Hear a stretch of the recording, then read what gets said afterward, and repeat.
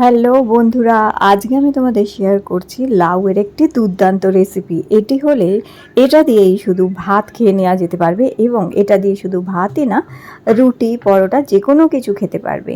তো এখানে দেখো আমি একটি লাউ নিয়ে নিয়েছি, আর এই লাউটা আমি অর্ধেকটাই আজকে রান্না করব, কারণ এটা বেশ অনেকটা বড় লাউ।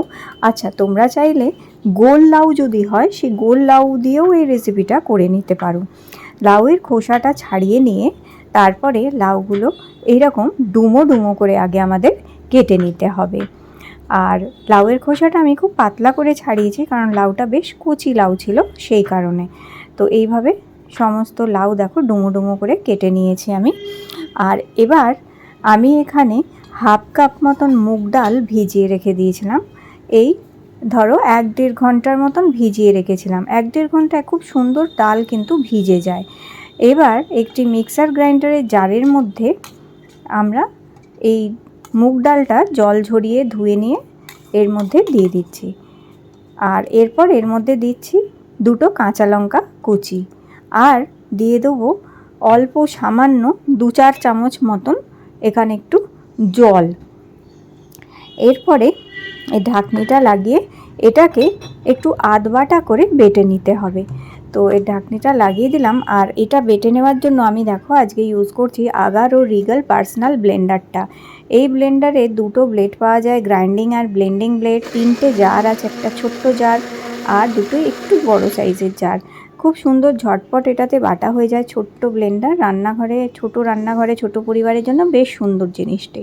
তো দেখো আধবাটা করে বেটে নিলাম, জাস্ট একবার ঘুরিয়েছি, 1-2বারেই এটা আধবাটা মতন। এই দেখো এরকমভাবে। এবার একটি বাটির মধ্যে আমি এটা নিয়ে নিলাম। এবার এর মধ্যে একটুখানি হলুদ গুঁড়ো, সামান্য একটু নুন স্বাদ মতন আর দিয়ে, আর দেবো 2 চামচ বেসন একটু বাইন্ডিং করার জন্য। এখানে দিয়ে ভালো করে এটাকে গুলে নিতে হবে। তো এইভাবে ভালো করে গুলে নিয়েছি এটা। এবার সামান্য একটুখানি হিং দিচ্ছি। হিংটা কিন্তু অপশনাল, যাদের হিঙের গন্ধ ভালো লাগে তারা মেশাবেন, যারা ভালো লাগে না তারা বাদ দিতে পারেন। এবার একটি ফ্রাইং প্যান বসিয়ে নিচ্ছি। এখানে আমি একটি ননস্টিক ফ্রাইং প্যান বসিয়ে খুব সামান্য একটু তেল দিচ্ছি এখানে। দিয়ে এই তেলটা একটি ব্রাশের সাহায্যে আমি পুরো ফ্রাইং প্যানে বুলিয়ে নিচ্ছি। তো ওই অল্প একটু তেল দিলেই হবে। এবার ওই যে ডাল বাটাটা ছিল সেই ডাল বাটাটাকে আমি এই ফ্রাইং প্যানের মধ্যে পুরোটা ঢেলে দিলাম। দিয়ে সমান করে এই ফ্রাইং প্যানের মধ্যে এইভাবে ছড়িয়ে দিচ্ছি ডাল বাটাটাকে। ছড়িয়ে দিয়ে এবার আঁচটা একদম কমিয়ে দিয়ে ঢাকা দিয়ে রেখে দেবো একটা পিঠ ভালো মতন যতক্ষণ না হয়ে যাচ্ছে। যখন এটা হয়ে যাবে নিজে থেকেই এত সুন্দরভাবে উঠে চলে আসবে। অপর পিঠটা উল্টে দিয়ে আবার একটুখানি ঢাকা দিয়ে ওই 1 মিনিট মতন রাখলেই যথেষ্ট। ব্যাস এইভাবে ঢাকা দিয়ে আবার আরেকটা পিঠও একটু রেখে দিয়েছি। এখন এটা হয়ে গেছে। এবার এটাকে একটু ঠান্ডা করে নিতে হবে আমাদের। তো এখানে এই দেখো হয়ে গেছে। এবার এটাকে নামিয়ে রেখে দিই। এটা যতক্ষণ ঠান্ডা হচ্ছে ততক্ষণ আমরা আবার কি করব, একটি কড়া বসিয়ে নিয়েছি এখানে। আর এর মধ্যে এখানে এখন খুব সামান্য একটু তেল দেবো, 1 চামচ মতন তেল দিয়ে একটি শুকনো লঙ্কা ফোড়ন দিয়ে দিলাম, 2টি তেজপাতা ফোড়ন দিয়েছি। আর এই তেজপাতা শুকনো লঙ্কাটা একটু নেড়ে চেড়ে নেব। আর এরপরে এর মধ্যে দিয়ে দিচ্ছি 1 ছোটো চামচ 5 ফোড়ন এখানে। তো এটা 5 ফোড়ন বলতে এখানে মৌরি, কালো জিরে আর মেথি দানা আছে। তো এই 5 ফোড়ন দিয়ে ফোড়নটা ভাজা হয়ে গেলে তারপরে আমরা লাউটা দিয়ে দেবো এখানে। লাউটা দিয়ে এবার এটা খুব ভালো করে একটুখানি নেড়ে চেড়ে নিতে হবে। আর এরপরে এর মধ্যে স্বাদ মতন দিয়ে দিচ্ছি আবার নুন। আর তারপরে এর মধ্যে দেবো একটুখানি হলুদ গুঁড়ো, 1 চামচ হলুদ গুঁড়ো দিচ্ছি। আর এখানে 1 চামচ ধনের গুঁড়ো দিলাম আর 1.5 চামচ মতন জিরের গুঁড়ো দিয়েছি এখানে। এবার এটাকে মশলার সাথে একটুখানি ভেজে নিতে হবে। ওই 1 মিনিট মতন একটু ভেজে নিলেই হবে, যাতে এই মশলার কাঁচা গন্ধটা যেন চলে যায়।